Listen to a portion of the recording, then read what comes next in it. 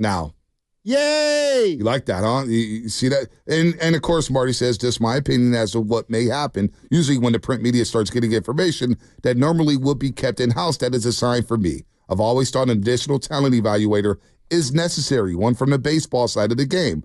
Let's see. Stay tuned.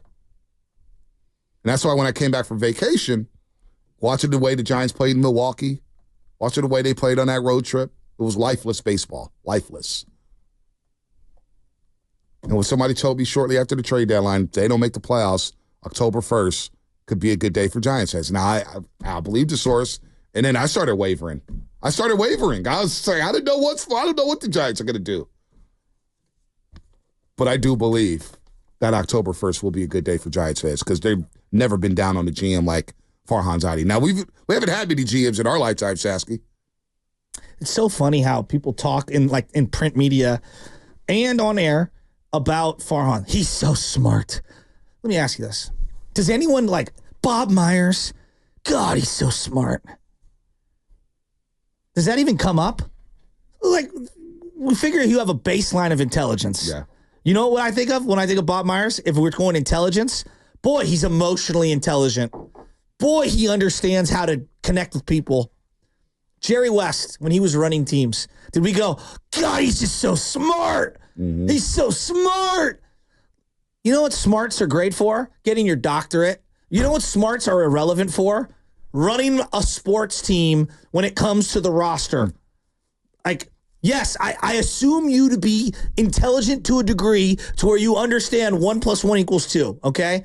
I don't need you to have a doctorate, all right? Is John Lynch, if I were listing the skills for John Lynch, at what point does actual raw intelligence, even though he went to Stanford, when do I get to that when I'm listing his skills? I don't know. Everybody's different. I don't know. When do you get to that? I don't think it's one of the top 5 skills of John Lynch. I don't. I think it's kind of baked into the equation that when you get a job like that you have some sort of intelligence on how to run a team. We like trip over ourselves. Oh, he's so smart. Dog, going back to your AI thing, if I wanted smarts, I'd just hire AI to build the roster. Like, I need emotional intelligence. I need relationship building. I need to have foresight. I need to have fundamentals of the game. I need to understand how to develop individuals. I need to understand when my guy is struggling at the plate, I need to have a feel for what it's like to be that individual so that I know what it's like to get that guy back on track. Hey, you can't just bury him when a lefty comes up. Like, nope, you're never going to hit against lefties. Like, so I think we obsess about intelligence, and the same thing can be said for quarterbacking. Like, oh, what's his Wonderlic score?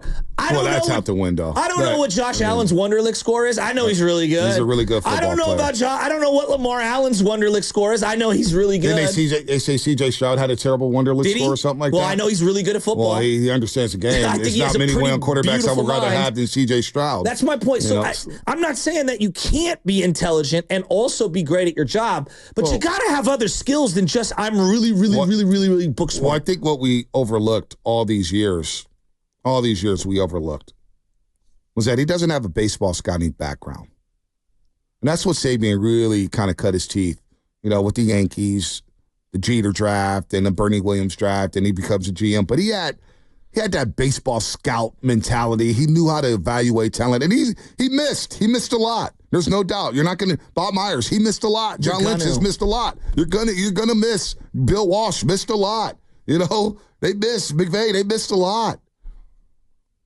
But Farhan, when you don't have the baseball scouting pedigree, and then you don't have the personal touch in terms of working a room, relationship building, and then just having a feel for the game where you're platooning left and right. You're platooning like really we're playing this, and the inability to get a star here, and then the philosophy of everything, and then the excuse making on why you're not bringing in players, and then just the line of the timing of everything, the timing of saying, we have the best rotation in baseball. We truly believe we had the best rotation in baseball. They're going to carry us. A couple weeks later, Robbie Ray's on the shelf. Jordan Hicks can't throw anything. Who's our guy? Randy Rodriguez. Yeah. He's been on the shelf. We saw that coming, right? Elbow's gone. You know what I mean? So you're running off fumes once again with your philosophy and the yo-yoing of bringing these guys up and down from Sacramento. That's why I call it the Sacramento Shuffle. And they missed the boat on the whole sponsorship thing. Amtrak should be the giant sponsor because you're yo-yoing guys back and forth to Sacramento. You don't have any patience. Baseball is imperative if you have patience with players in baseball. Sports. It is. I would say sports. sports. Sports too, but especially in baseball. I agree. Because there's going to be coaching. Like you just mentioned, Gunnar Henderson's he's struggling in the second half of the season. Yeah, he is. You're still going to play him every single day because he's Gunnar Henderson. You're going to let him play through that, right? Absolutely. Jackson Holliday is batting 169. They're going to give him at-bats and try to fight through it. So the patience problem with Farhan, there's a lot of knocks on him. But to me, it's just like, what's the vision? What's the philosophy? Well, you brought something up like a couple months back, and I don't know. I didn't know what to think of it because I wasn't there or whatever. And now I've been thinking about it a lot. Like, we went to that Olympic Club event, and it was a community event to raise money for our community, for kids in our community. And Mike Dunleavy was there. Yep. Now, I don't know if Mike Dunleavy's a great, good, mediocre GM. I don't know. Like, time will tell. Like, we've been on the job for about a year and a half. I thought that they did a really good job with the Brandon Pajemski draft pick. Right. Feel like they did a pretty good job with the Trace Jackson Davis draft pick. Boom. Now, there's more to it than just hitting on draft picks.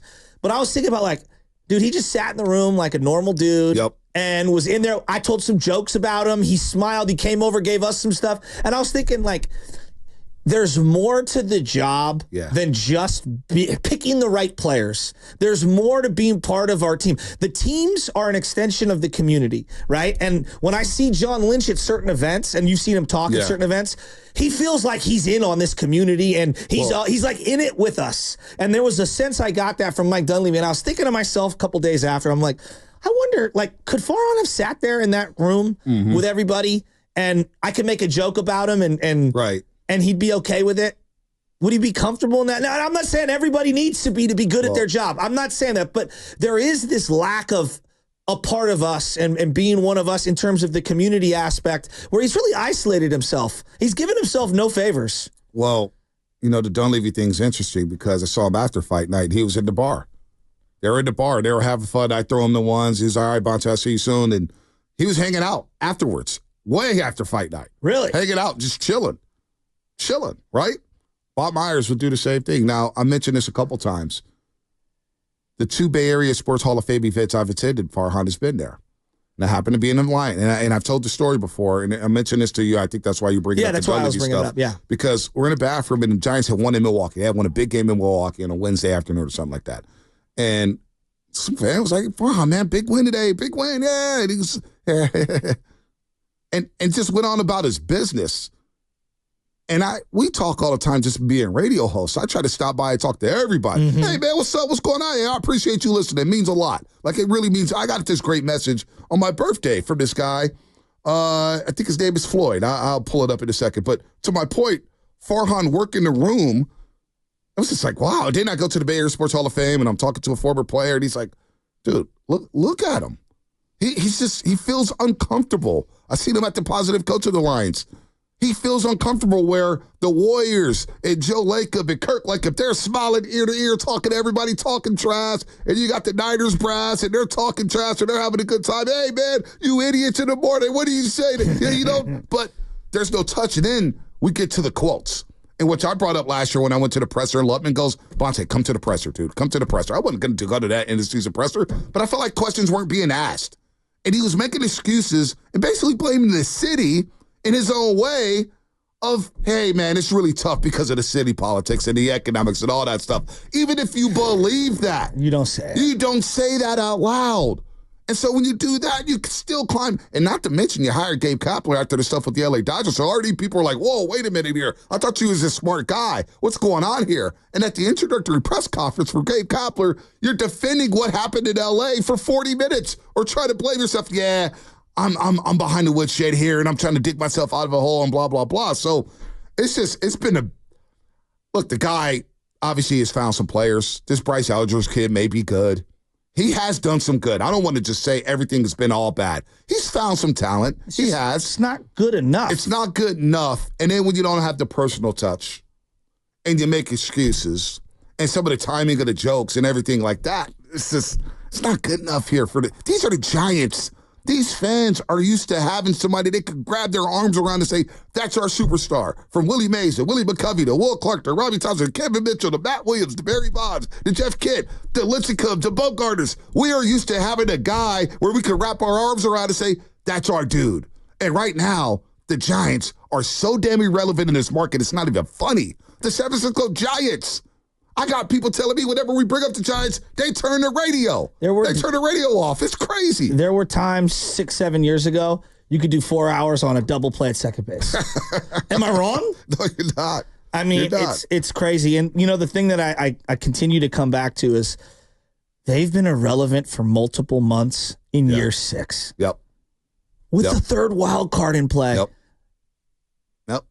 It's just actually just got off the phone with the White House. I called to ask if negotiating 3 deals with Scott Boras in one offseason qualifies you for a Presidential Medal of Freedom. No wonder Scott Boras wants him to keep his job. Listen to that quote right there. It's bad. That's bad. All right, walk it back. Real quick. Kawakami's first story in the SF Standard. He's writing because remember Kawakami said, I think Farhan has done enough to keep his job, blah, blah, blah. Okay. But he goes, at the tail end of the Giants' third consecutive failed season, it's getting harder and harder to figure out what those reasons would be. He believes Greg Johnson, Buster Posey, several other leading parts of their ownership group would love to discover a compelling rationale to bring Zaidi back. I believe that they plan for next season, not this one, to be the inflection point of Zaidi's tenure, which began in November 2018 and has produced only one playoff season. They hired Zaidi's close associate, Bob Melvin, as manager last season, announced a contract decision, blah, blah, blah, blah, blah. But in big-time sports and all endeavors, when you have a pretty firm idea that you'll have to move on from somebody in a year, you might as well do it now. Waiting on the inevitable just makes things worse. Even if you really don't want to fire the executive, even if, as I believe, ownership signed off on just about everything Zaidi has done, precisely on the budget he's been given, even if he's gone about his job exactly as he said he'd do, it's been 6 years ago. Even if it's not really a clear-cut candidate to take his place and there's zero guarantee that next executive will do better, there may be an expiration date. And so we could get more into this tomorrow about Tim Kawakami's piece here. It's just not good. The crowds are not good. The interest is not good. I'm sure the television ratings are good because we need something to do. I was watching the Orioles game on a random Tuesday. I haven't watched the Giants baseball game in 5 days. I'll freely admit that. I have been so checked out, it's not even funny. Not even funny. And even from afar in New York City, Shaska, as I'm watching the Giants, people are laughing at us. Bonte. That must suck. The worst teams in the National League, the Marlins, the Rockies, the Nationals, the Pirates, the Giants. They're closer to the bottom of the barrel than they are to the 5th wild card spot. Nope. Man. The Detroit Tigers have a better record right now than the Giants. You know who's running the Tigers? Remember Scott Harris? Oh, yeah. Remember him? Yeah. He's doing a pretty damn good job. He left this building. Scooble. It's tough. Tough scene for the San Francisco Giants, man. Tough scene. All right, let's But at least we're not the White Sox. I would rather be the White Sox. 36 and 116. If you're gonna suck, you would not rather be if you're the gonna White suck, Sox. go Just suck. Stop it. Being I'd 500, rather be the White Sox. You're basically Atlanta Hawks in the late outta 90s. here. You know, like I just Get I out mean, of here. I'd I mean, rather be the White Sox. They don't even have a draft pick next year. They're so bad. I mean, they are terrible.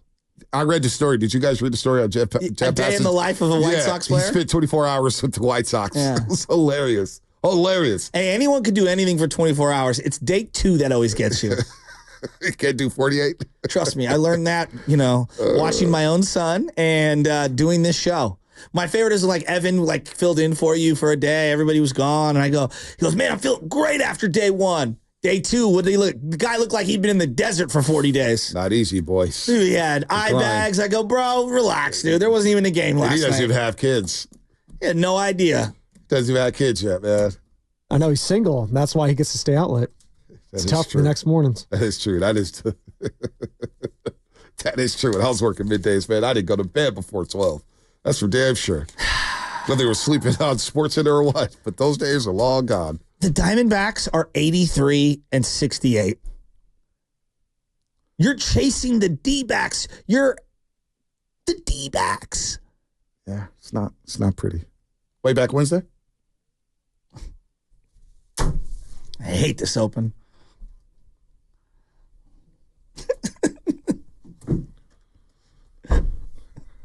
Oh, no.